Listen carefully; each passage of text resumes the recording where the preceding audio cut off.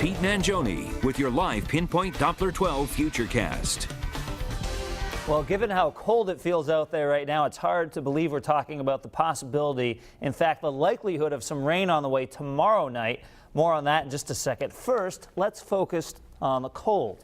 And it will be very cold today, with temperatures right now sitting in the teens and single digits. It's also a little bit breezy this morning, but it will be a little bit calmer by this afternoon. But the cold does stay with us.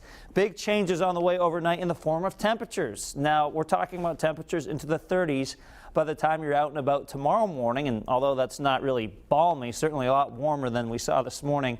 Football weather, well, some rain is likely, especially by the second half of the game. I am not completely sold on a complete washout. In fact, the first half may feature just some off and on showers, and tailgating may be okay. We'll discuss those Patriots forecast details in just a second. Right now, we'll focus on the temperatures once again. 13 in Westerly, 16 Block Island, 10 in New Bedford, 5 in Taunton.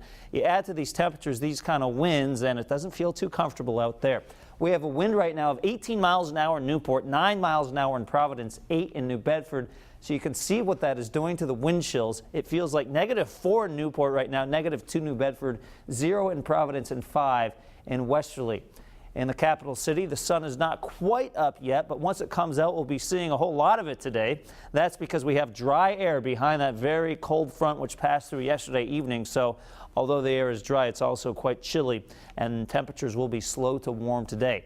In fact, they will look like this, hanging out in the low to mid-20s, 23 by around 3 o'clock in the afternoon, and by 5 p.m. temperatures in the low 20s with mostly clear skies. So let's talk about that rain forecast. And overnight tonight through tomorrow morning, things should remain dry. So if you're out and about early Sunday morning, maybe heading to church, maybe picking up some stuff for the Pats game later, we're looking okay. Watch what happens by the early afternoon. Showers start to move in, but notice what happens to the north and west of I-95. This is where showers will be more likely. To the south and east of I-95, we may end up dry for a good part of the early afternoon. Now, slowly but surely, this rain line shifts to the east. So by the time we get to 7 p.m., right around kickoff, showers likely from Providence and at least points west. Now, in Foxborough, we're still right on the edge of this rain line, so it is possible that we get some lulls in the rain even through kickoff, so it's not nonstop downpours. We eventually do get some steadier rain showers. This is around 10 o'clock when the game is wrapping up, and you can see showers pretty much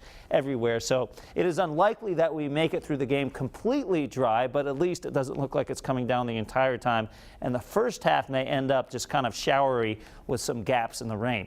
Now, in terms of the Eyewitness News Threat Tracker, we are in the low category tonight through, this should actually be tomorrow in the low category, and then it's tomorrow night where I'm going to give you the yellow category because of the chance of some minor street flooding, something to keep in mind, especially if you're driving home from the game late tomorrow night. Now, this may end as a little bit of snow, no accumulations, and the vast majority of it will be rain showers. Then on Monday, we're at 40 degrees.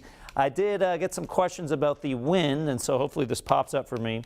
It's not going to do that, so I will verbally tell you about the game as I walk back to the desk. Winds will be there. We'll see some gusts around 25, even 30 miles an hour at times, but I'm not expecting winds to play a huge factor. It's not one of those really gusty evenings at Foxborough where the football is blowing off the tee and the people have to hold it during kickoffs and all that kind of nonsense. I don't think we quite get to that level, so that is good news with that forecast. Interesting that Foxborough will be right on that line, though. Yes, it makes for kind of a headache of a forecast, but that's okay. We'll continue to fill you in on those details. We'll hope for the best. All right, Pete, thanks so much. Yep. Your time now is 6:20.